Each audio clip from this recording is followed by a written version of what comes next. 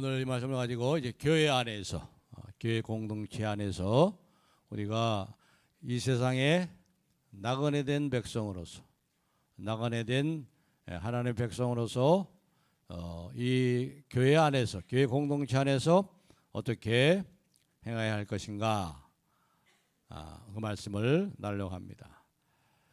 베드로전서의 이 중요한 주제가 계속되고 있죠. 이 세상에서 우리가 나그네 된 그렇죠. 우리는 나그네입니다. 이 세상에 나그네 된 백성입니다. 하늘 본향을 찾아가는 하늘의 순례자입니다. 그래서 이 세상 안에 살면서 이 세상 안에서 시민으로서 어떻게 살아야 될 것인가. 그래서 우리가 생각했죠. 시민으로서 세상의 법과 제도에 순종해야 된다.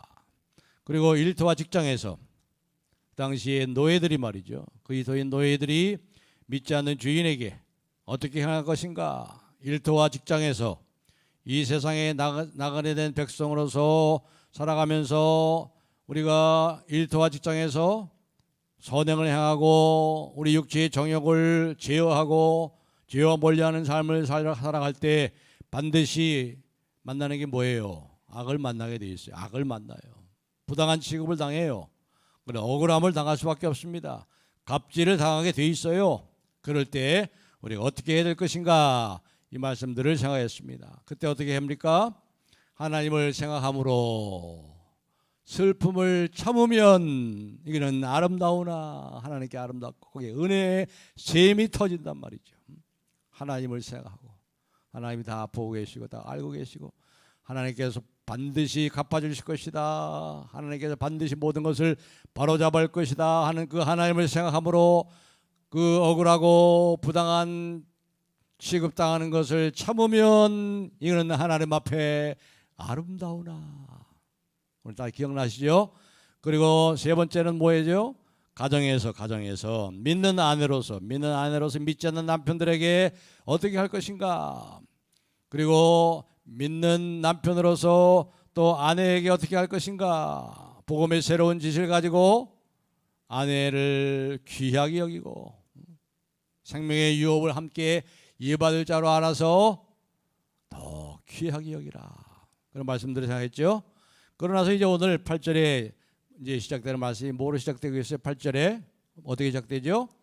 마지막이라는 것은 이 베드로전서의 마지막이 아니고 이제 바로 이 주제 바로 이 세상에 나가게 된 백성으로서 이 세상에 어떻게 살아가야 할 것인가 하는 이 주제의 끝으로 교회 안에서는 어떻게 살아야 될 것인가, 어떻게 행해야 될 것인가 그 얘기를 하는 거예요. 마지막으로 교회에 대해서 우리가 생각하려고 합니다. 교회 안에서 아주 우리가 실질적인 문제죠. 가장 큰 원리는 이미 우리가 다 살펴봤습니다. 2장 11절 12절이죠. 2장 11절 12절을 다 같이 읽겠습니다. 가장 중요한 원리니까 2장 11절 12절 시작. 사랑하는 자들아 거류민과 나그네 같은 너희를 권하노니 영혼을 거슬러 싸우는 육체의 정욕을 제어하라. 너희가 이방인 중에서 행실을 선하게 가져 너희를 악해한다고 비방하는 자들로 하여금 너희 선한 일을 보고 오시는 날에 하나님께 영광을 돌리게 하려 함이라. 두 가지죠. 육체의 정욕을 제어하는 거예요. 이게 가장 중요한 거예요. 악을 악으로 갚지 말란 말입니다. 욕을 욕으로 갚지 말고 다른 사람이 나를 한 대 치면 나는 두 대, 세 대 때리고 지고 싶은 것이 인간의 육체의 욕심이잖아요. 그렇게 하지 말고 육체의 욕심을 제어하고 그 다음에 두 번째 뭐예요? 선한 행실을 보이는 거예요. 선한 행실. 육체의 욕심을 제어하고 선한 행실을 보임으로 이 세상에서 나가는 백성으로 이방 사람들처럼 다른 것을 우리가 보여준다. 그렇게 말하는 거죠. 악을 악으로 욕을 욕으로 갚지 말고 도리어 어떻게 하라고요? 복을 빌라. 그래서 이제 이 베드로 사도가 이제 9절에 와서 이 부르심의 목적 이를 위하여 너희가 부르심을 받았으니 그랬죠. 9절에 보면은 악을 악으로 욕을 욕으로 갚지 말고 도리어 복을 빌라. 이를 위하여 너희가 부르심을 받았으니 이는 복을 이어받게 하려 함이라. 이걸 위해 부르심을 받았다는 거예요, 여러분이. 우리가 뭘 위해서요? 악을 악으로 갚지 말고 욕을 욕으로 갚지 말고 육체의 정욕을 욕심을 제어하고 선한 행실을 보임으로 인해서 우리가 이 세상에 나그네 된 백성이요, 이 세상과 다르다는 것을, 거룩한 백성이라는 것을 보여주는 이 목적을 위해서 저와 여러분이 부르심을 받았다는 거예요. 이 자체가 복이에요. 이것이 복이에요. 이러한 복을, 세상도 이 복을 이어받도록, 세상도 이 복을 받도록 우리가 복을 비는 사람들이에요. 여러분, 복을 빌려면 그 사람은 어떤 사람이 돼요? 복을 받은 사람이죠. 복을 받은 사람이 복을 빌지요. 그렇죠? 저와 여러분은 이미 복을 받은 사람이에요. 썩지 않고 더럽지 않고 사라지지 않는 이 하늘에 속한 신령한 복을 우리가 받은 사람들. 죄사함의 복을 받았죠. 하나님의 자녀가 되는 권세를 받았죠. 죄와 사망의 저주로부터 우리가 해방됐죠. 하늘의 유업을 얻은 자로, 하나님 나라의 상속자로, 그리고 하나님과 이 세상에서 동행하는 축복을 받고 살지요. 이 복을 받은 사람들이에요. 우리가 이 복을 아직도 모르는 사람들에게 이 복을 이어받도록 복을 비는 자들로 우리를 부르셨다, 이 말입니다.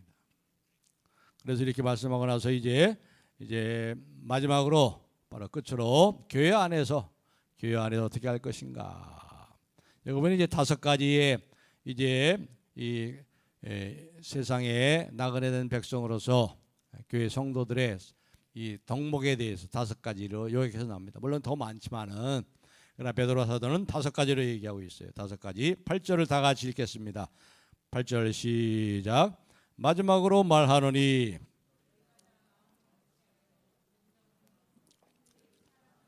불쌍히 여기며 겸손하며. 아멘. 첫째가 뭐라고 그랬어요? 다 마음을 같이 하여. 마음을 같이. 같은 마음을 품고, 한 마음을 품고. 그러니까 남편도 아내도 믿음의 공동체 안에서 한뜻 같은 생각을 품어야 돼요. 그리스도 예수의 마음. 빌립보서 2장에 나오는 너희는 이 마음을 품으라. 곧 그리스도 예수의 마음이니. 겸손하지고 낮아지는 섬기는 마음이에요. 우리가 겸손하지고 낮아지고 섬기려고 하면은 거기 분열이 일어나지 않아요. 다른 마음이 생기질 않아요. 이 한 마음을 가지면요, 교회 공동체 안에 왜 문제가 생기고 다툼이 있습니까? 다 높아지려고 그러니까. 비교하고 경쟁하고 내가 인정받고 싶고 나를 증명하고 싶으니까, 이런 마음들이 있으니까 교회가 시끄럽죠. 다 같은 마음을 품고 그리스도 예수의 마음이니. 그는 근본 하나님의 본체시나 그 하나님의 그 영광됨을 취할 것 여기지 아니하시고 자기를 비어 종의 형체를 가져 사람의 몸으로 이 땅에 오셔서 죽기까지 복종하셨으니 그 십자가의 죽으심이라. 이 마음, 겸손하지고 낮아지고 희생하고, 이 마음을 가지라. 이 마음. 저와 여러분이 이 마음을 가지면 우리 서울남북교회가 더 아름답게 하나 되고 하나님의 뜻을 이루고 하나님의 영이 충만한 교회 공동체로 든든히 세워져 가는 거예요. 이것이 첫 번째는 거예요. 그 다음에 두 번째가 뭐라고 그랬어요? 동정. 거기 보면 뭐라고 그랬습니까? 마음을 갖춰 동정하며. 동정한다. 이 말은 이제 헬라어로 보면 심파페이스란 말이에요. 심파페이스. 여기서 나온 영어 단어가 뭐예요? 심파시. 이게 동정인 거예요.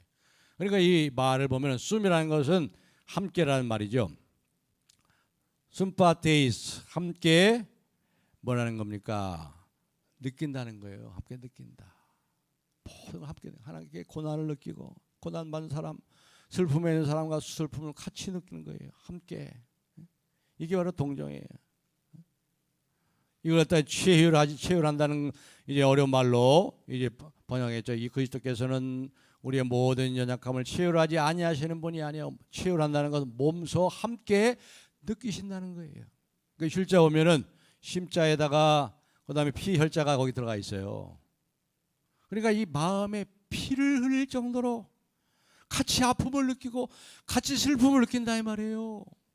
이게 교회란 말이에요. 이게 교회.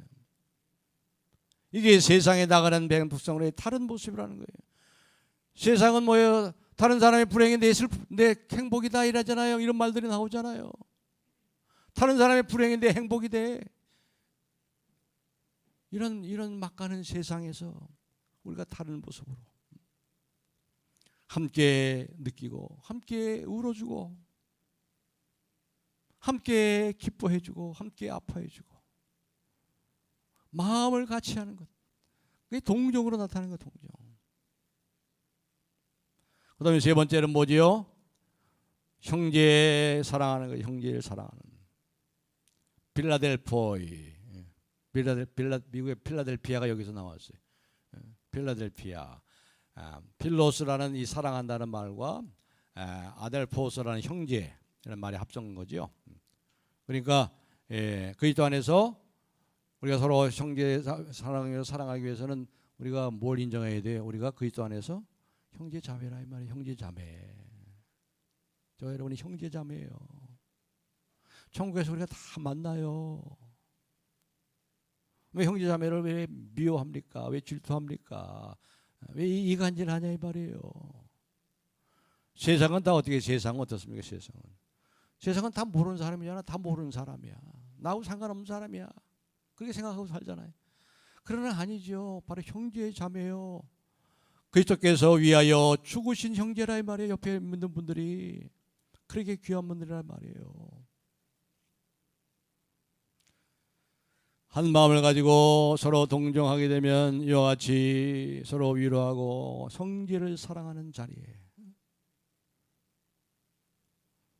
함께 한 길 가는 순례자로서 이 적대적인 세상으로부터 우리가 소외되어 있지만은 우리가 서로 사랑하고 격려하고 붙잡아주고 함께 순례길을 가는 거예요. 한 사람도 나가지 않도록 서울남북의 모든 성도들이 함께 손을 잡고 천국의 지점에 꼬리날 수 있도록 형제의 사랑으로 격려해주고 북돋아주는, 이게 교회란 말이에요. 이게. 그 다음에 네 번째는 뭐지요? 네 번째로는 불쌍히 여기며, 그래서 불쌍히 여긴다. 여기 불쌍히 여긴다는 말의 이 원어를 살펴보면은 이 내장이라는 말이 나와요. 내장, 스플랑크라는 말이 나오는데, 내장이 뭐예요? 내장. 다시 말하면 우리가 그런 말하죠. 애간장에 끓는다. 애간장에 끓는다 그래요. 애간장이 끊어져. 단장의 슬픔, 장이 끊어지는 슬픔. 이게 바로 공률인 거예요. 이게 공률. 다른 사람의 아픔을 보면서 동정에서 한 걸음 더 나가지고 다른 사람을 향해서 그 슬픔과 아픔을 당하는 상황에서 내가 장이 끊어지는 아픔과 슬픔.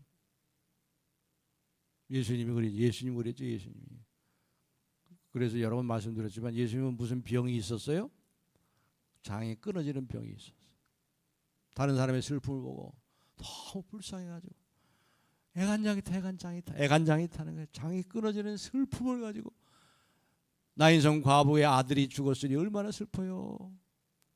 그 나인성 과부를 위로하시고 죽은 아들을 살려주시잖아요. 한없이 불쌍히 여기는 저와 여러분을 하나님이 그렇게 한없이 불쌍히 여기셔서 우리를 위하여 그 아들을 주시고 대신 죽임당하게 하심으로 우리를 사망의 저주로부터 죄의 형벌로부터 우리를 건지신 그 긍휼, 그 사랑을 말하는 거 아니겠어요? 교회가 그런 곳이에요.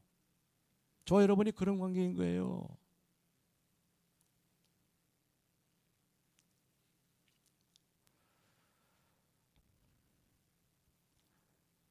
그리고 다섯 번째로는 뭐라고 그랬죠? 다섯 번째로는 여기 보니까 겸손입니다.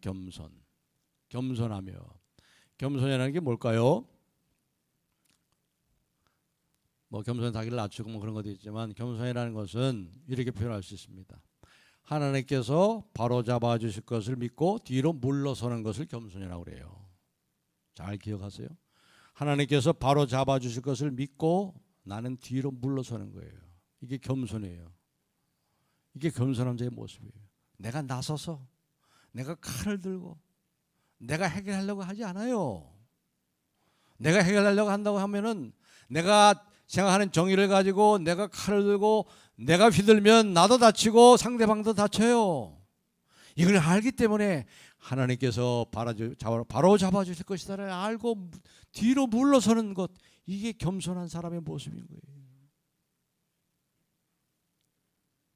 모든 것을 바로 잡아주실 하나님께 모든 것을 맡기고 내어드리고 뒤로 물러서는 것, 이게 겸손인 거예요. 겸손.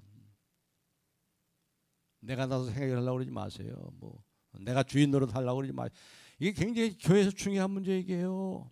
자꾸 내가 주인 되려고 그래. 내가 하나님 자리에 앉아서 말이죠, 판단하고 내가 결정하려고 말하고, 하나님대로 하나님이 하시도록 하셔야죠. 이게 오래된 교회의 고질적인 문제인 거예요. 고질적인 문제. 내가 하나님 자리에 앉으려고 자꾸, 내가 자꾸 해결하려고 그러고 말이죠. 내가 바로 잡으려고 그러고, 내가 바로 잡으려고 그러면 반드시 거기에 문제가 생겨요. 하나님이 바로 잡으실 걸 알고 뒤로 물러설 줄 아셔야 돼요. 이게 겸손인 거예요. 겸손. 겸손은 그래서 종의 자세예요. 국률의 열매예요. 우리 예수님께서 그랬잖아요. 예수님께서 2장 23절 한번 읽어보겠습니다. 2장 23절 다 같이 읽겠습니다. 시작. 욕을 당하시되 맞대어 욕하지 아니하시고 고난을 당하시되 위협하지 아니하시고 오직 공의로 심판하시는 이에게 부탁하시며. 예수님이 하실 수 있었어요. 그러나 예수님이 하지 않았잖아요. 모든 걸 바로잡아 주실 그 성부 하나님께 하나님을 믿고 뒤로 물러섰잖아요. 그냥 십자가 그 길을 갔잖아요. 공의로 심판을 하나님께 맡기니까 어떻게 됐어요? 하나님 그를 지극히 높여 모든 일에 이름 위에 뛰어난 이름을 주사 모든 무릎으로 그 앞에 꿇게 하시고 주와 그리스도라 고백하게 하시잖아요. 지금 하나님 보좌 우편에서 온 땅과 하늘을 다스리고 계시잖아요. 그분이. 이 자세가, 이 겸손함이 우리에게 필요한 거예요.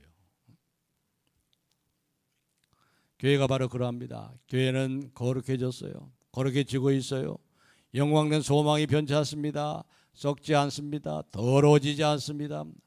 사라지지 않습니다. 쇠하지 않습니다. 그리고 이 세상에 또 보내졌습니다.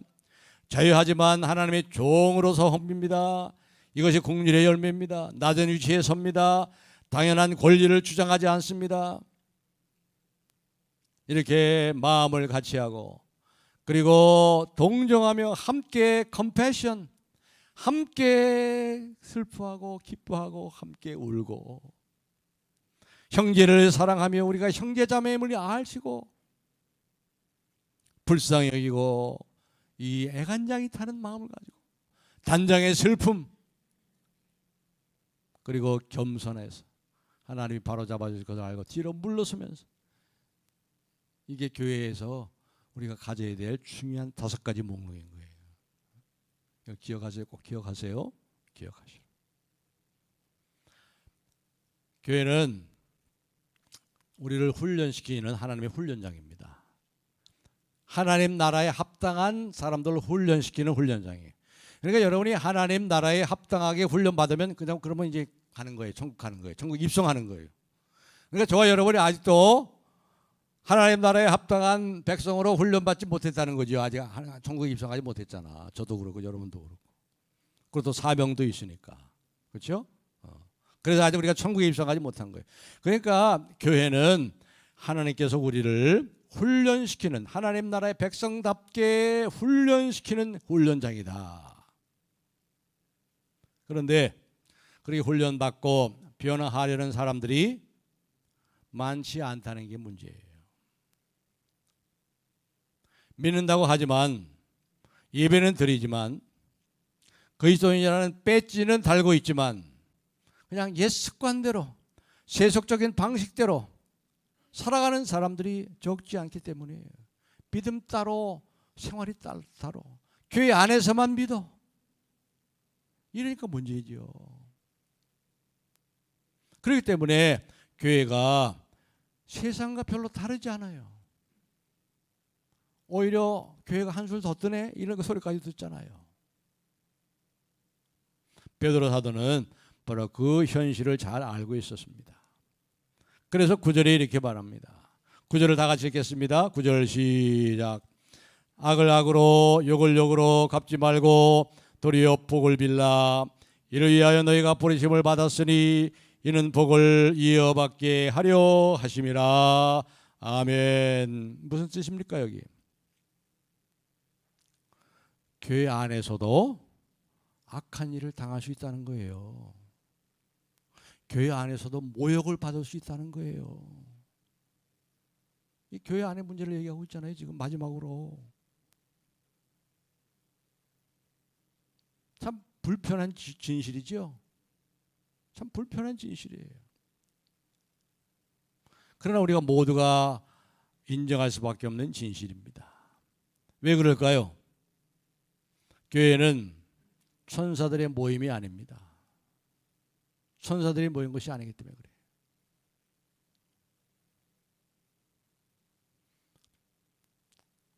그래서 이렇게 얘기합니다. 교회를 향해서 이렇게 영어로 이렇게 얘기해요. We are not perfect, but just forgiven. 우리는 완전하지 않습니다. 단지 용서받았을 뿐입니다. 용서받은 죄인입니다. 그런데 이 말도요, 사실 반쪽 진리예요. 반쪽 진리는 진리가 아니에요. 왜냐하면 우리는 퍼펙트하지 않아요. 완전하지 않아요. 맞아요. 그러나 완전을 향해서 변화되어 가고 있는 과정에 있는 사람이기 때문에 이 말은 진리가 아니에요. 완전을 향해서 변화되죠. 2022년의 모습과 2023년의 모습이 달라야죠.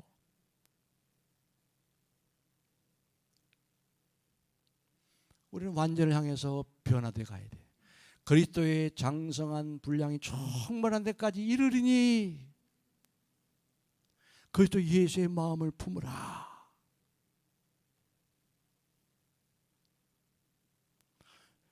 교회 안에 보면은 교인들의 수준이 천차만별입니다. 처음 이제 예수 믿기 시작하는 사람도 있죠. 아직 회심하지 않고 믿어볼까 하고 그렇게 나오는 사람도 있습니다. 처음 예수 믿고 너무나 감격해서 막 변화가 일어나는 사람들이 있습니다. 오래 믿어서 정말 복음으로 완전히 성령으로 세례받고 말이죠. 변화된 사람들이 있습니다. 그러나 오래 믿었어도 여전히 예수관을 버리지 못하고 믿는다는 허울만 쓰고 예수관대로 사는 사람들도 있어요. 또 어떤 사람들은 변화되기를 갈망하지만 나를 붙들고 있는 이 예수관을 벗어버리지 못해서 괴로워하는 사람들도 있습니다. 이런 사람들이 모여서 살아가는 것이 바로 교회예요. 교회. 그렇기 때문에 교회 안에서는 악한 일을 당할 수 있어요. 모욕을 당할 수 있어요. 그래서 이런 일들을 당하면 교회에서 이런 일을 당하기 때문에 더 큰 상처를 받게 되는 거예요. 그러나 교회는 두 가지 면에서 다릅니다. 두 가지 면에서.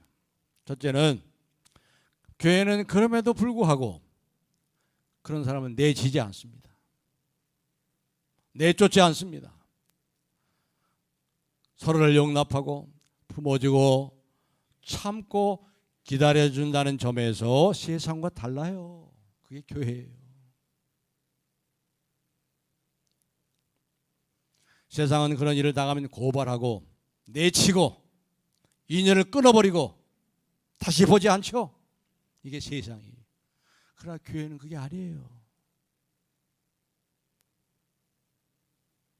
끝까지 참아주고 기다려주는 거예요. 기다려주는. 하나님 우리를 참아주시고 기다려주시는 것처럼. 그리고 두 번째는요. 교회는 바로 이런 과정을 통해서 함께 변화되고 성장하고 있다는 점에서 세상과 다른 거예요. 이것이 하나님께서 우리에게 주신 과정이란 말이에요. 왜요? 변화하게 하시려고. 우리를 더욱 자라나고 성숙한 믿음의 사람, 인격의 사람, 주님을 닮은 사람들로 변화되게 하시려는 점에서 세상과 다른 거예요.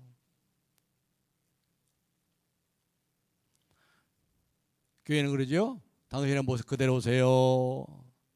당신의 모습 그대로 오세요. Come as you are. as you are. 모습 그대로 오세요. 그렇죠? 우리의 모습 그대로 오십시오. 그러나 거기서 끝나지 않습니다. But you will never be the same. 그러나 여러분들은 옛날에 그 모습 그대로 동일한 가운데 머물러 있지 않습니다. 그렇죠? 이건 루터가 그랬어요. 루터가 한 말이에요. 루터가. 하나님께서 우리의 모습 그대로 그냥 받아주신다. 우리의 부족한 모습, 연약하고 죄악된 모습, 남에게 상처를 주고 상처받기 쉬운 우리의 모습대로 그대로 우리 하나님께 우리를 받아주시지만 그러나 우리를 그 모습 그대로 있도록 내버려두지 않으신다 그랬어요. 이게 복음이에요. 이게 복음의 변화시키는 능력인 것입니다. 하나님의 은혜 복음을 듣고 믿으면 우리는 결코 같은 모습으로 머물러 있을 수가 없어요. But you will never be the same. 옛날처럼 그냥 똑같은 모습으로 있을 수가 없는 거예요. 교회는 이 복음을 경험하게 하는 곳입니다. 있는 그대로 나를 받아주는 공동체가 되어야 됩니다. 그리고 그 사랑의 품 안에서 변화되고 성장하는 것이 되어야 되는 거예요.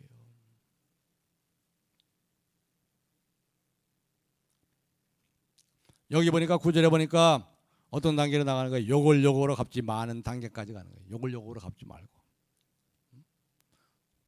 욕을 갚지 말고 악을 악으로 욕을 갚지 말고 바울 사도의 말씀을 빌리면은 뭐로 악을 이기라? 손으로 악을 이기라. 여러분 한번 생각해 보세요. 손으로 악을 이길 수 있어요? 없어요. 손으로 어떻게 악을 이겨? 악이 항상 이겨. 악을 행하는 사람들에게 손을 대가면요 항상 손을 행하는 사람 손해봐요. 절대 손으로 악을 못 이겨 이 세상은. 그러나 잘 생각해 보세요. 그런데 손으로 악을 이기라고 그러네. 그러면 이긴다는 게 뭡니까? 이긴다는 것은 끝까지 선한 마음을 지키는 것이 이기는 거예요. 이게 이기는 거예요. 하도 안 되니까 손으로 해도 안 되네. 계속 나만 손해봐. 나도 악으로 갚아야지. 이건 지는 거예요. 이건 지는 거예요. 끝까지 선한 마음을 지키는 거 이게 이기는 거예요. 이게 이기는 거예요. 예수님처럼 그래. 예수님처럼.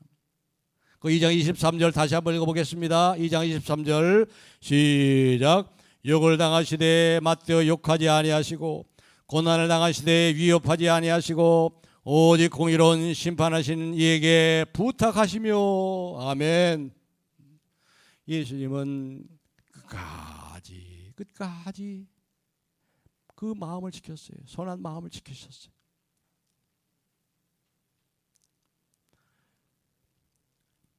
십자가의 길을 끝까지 참고 가셨어요. 오직 공의로 심판하시는 이에게 부탁하시며. 왜 그래야 됩니까? 세 가지 이유가 있습니다. 거기 세 가지 이유가 있어요. 왜 선으로 악을 이길 수 있는가? 선한 마음을 끝까지 지키는 것이 이기는 것인가? 거기에는 세 가지 이유가 있습니다. 첫째는 하나님께서 바로 잡으실 것을 믿기 때문에 그래요. 끝까지 선한 것을 끝까지 지키면 말이죠. 반드시 하나님께서 하나님의 때에 바로 잡아주신다. 이게 겸손이라고 그랬죠 아까. 이게 겸손이에요. 겸손한 자가 이겨요. 그냥 굽실굽실거리는 게 겸손이 아니에요. 내가 내 힘으로 보복할 수 있지만 하나님께서 바로 잡아주실 것을 믿고 물러서는 것이 겸손이라면 반드시 하나님은 바로 잡아주신다. 예수님을 보시면 알잖아요. 예수님 보시면 예수님은 끝까지 참고 선을 지키셨잖아요. 우리를 구원하셨잖아요. 그래서 지금 보좌 우편에서 다스리고 계시잖아요. 왕이신 주님이.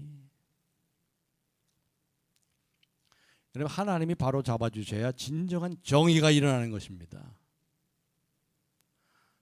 대인 관계도 마찬가지고 국가 간의 관계도 마찬가지예요. 내가 믿는 정의를 위해서 내가 칼을 들면 나도 잘못되고 상대방도 잘못돼요. 하나님께서 바로 잡아주실 걸 알고 뒤로 물러설 줄 알아야 돼요. 그래야 두 번째로 공동체를 살릴 수 있기 때문에 그렇습니다. 그래야 공동체를 살릴 수 있어요. 그 길만이 공동체, 교회 공동체를, 가정 공동체를, 국가 공동체를 살릴 수 있는 길이기 때문에 그런 거예요. 우리의 최고의 관심사는 내가 살아야 되는 것이 아니고 우리 공동체가 잘 되는 거예요. 어머니의 희생 속에 가정이 잘 되잖아요. 가정이. 어머니의 희생이 있으니 어머니가 잘못해도 가정이 잘 되는 거 아니에요. 개인주의, 이기주의가 극도로 이 팽배한이라는 시대에, 그래서 가정이 깨지고 교회가 깨지고 나라도 깨지잖아요. 모든 공동체는 그 공동체를 사랑하는 사람들의 희생으로 그 공동체를 살릴 수 있기 때문에 그런 것입니다. 그래서 선한 마음을 끝까지 지키는 거예요. 하나님이 바로잡은 것을 믿고. 그리고 세 번째로는 그럴 때 악을 행하는 그 사람이 변화받을 수 있기 때문에 그렇습니다. 교회 공동체 안에서의 모든 가장 중요한 목적이 뭐라고 해서 나도 변하고 그 사람도 변하는 거예요. 그 사람도. 왜 믿는 노예에게 그 악행하는 부당한 취급을 하고 갑질하는 주인에게 복종하라고 했습니까? 그것을 통해서 그 악행하는 주인을 살리기 위해서, 변화시키기 위해서 그런 거예요. 믿는 아내에게 믿지 않는 남편의 그 폭력과 그 악함에 대해서 그래도 순종하라는 것은, 그리스도 안에서 순종하라는 것은 그 믿지 않는 남편을 구원하기 위해서, 살리기 위해서 그런 거예요. 이게 바로 예수 그리스도의 복음의 정신인 거예요. 복음의 정신. 우리가 예수 그리스도의 제자로서 이런 것들을 배우고 이것을 연습하고 실천해서 내 가정에서, 그리고 나의 직장에서, 그리고 교회 공동체에서 그리스도처럼 살아가는 그런 교회가 되는 것이 부르심의 목적이에요. 이를 위하여 너희가 부르심을 받았으니. 이제 말씀을 맺겠습니다. 그렇습니다. 그러면서 이제 마지막으로 이제 이 베드로 사도는요 시편의 말씀을 인용합니다. 거기 10절부터 12절을 다 같이 읽겠습니다. 10절부터 12절 시작. 그러므로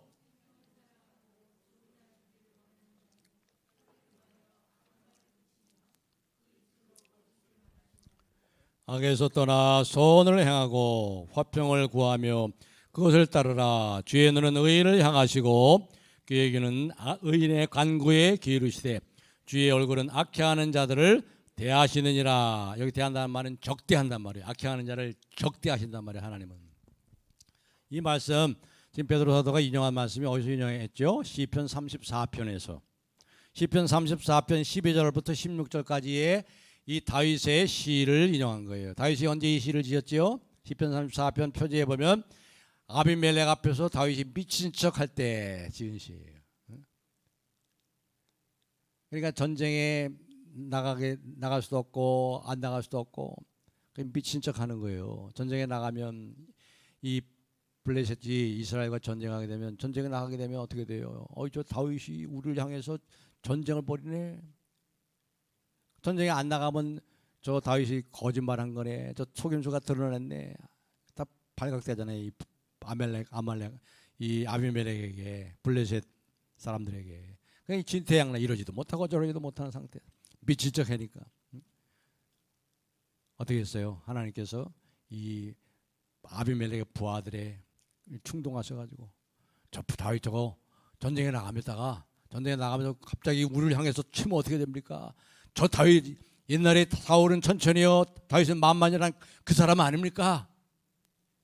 저 다윗하고 전쟁은 절대 나갈 수 없습니다. 그래가지고 어떻게 했어요? 아비멜렉이 야 나는 너를 믿지만 내 부하들이 너를 믿지 못한다. 그러니까 너는 이 전쟁에서 빠져라. 이게 웬 떡입니까? 이게 웬 떡이에요? 이게 웬 떡이에요? 이게. 그래서 지은 시에 이게 시편 34편. 그렇죠? 이 다윗의 상황이 지금 베드로 편지를 갖고 있는 이 교회 상황과 똑같잖아요. 이 약속을 받았지만 택함을 받고 약속을 받았어요.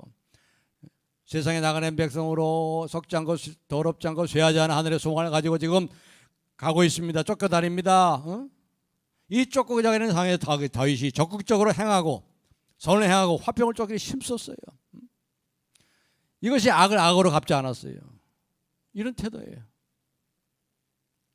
그런데 우리가 이런 것을 당하면 나는 계속 악을 갚지 않고 욕을 당해도 욕을 갚지 않고 그러다 보면 일반 사람들의 이 세상 사람 대부분 일반적인 사람들은 대부분 속에 뭐가 생겨요? 이 한이 생겨. 한이 맺혀. 그렇죠?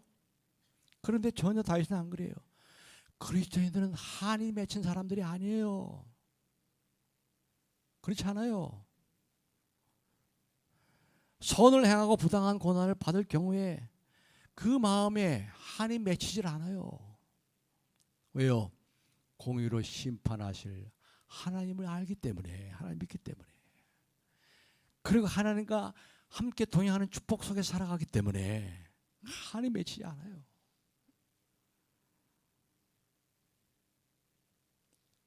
이것이 12절의 말씀이잖아요. 12절. 주의 눈은 의인을 향하시고 그에게는 의인의 간구에 기울이시되 주의 얼굴은 악행하는 자들을 적대하시느니라. 이걸 알기 때문에 그런 가운데서 주님과 동행하는 축복이 있는 거예요. 그래서 한을 맺히지 않아. 그래서 시편의 34편의 16절에 보니까 여기 여호와의 얼굴은 악을 행하는 자들을 향하여 그들의 자취를 땅에서 끊으려 하시며 땅에서 끊어버리신대. 또 시편 34편의 17절에 보면은 공의의 심판이 항상 그들을 기다리고 있습니다. 그러나 의인의 부리는 경우에 하나님께서 그들을 모든 환난에서 건지십니다. 시편 34편 17절. 그리고 여호와는 마음이 상한 자를 가까이 하시고 중심으로 통회하는 자를 구원하십니다. 시편 34편 18절. 그래서 결국 의인은 고난이 많지만 결국 여호와께서 모든 환난에서 건지십니다. 시편 34편 19절. 건진 받았잖아요. 그럼 빠져라. 어휴, 살았다.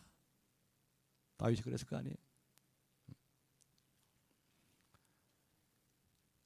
그렇습니다. 그러므로 우리는 이와 같은 말씀을 붙잡고 이 5가지 다 같이 마음을 같이 하고 그리스도의 마음을 가지고 서로 동정하고 함께 웃고 울고 공유를 베풀고 단장의 슬픔을 가지고 우리가 형제자매요. 그리스도 안에서 형제자매. 육신의 형제자매보다 더 영원한 그런 분들이에요, 여러분들.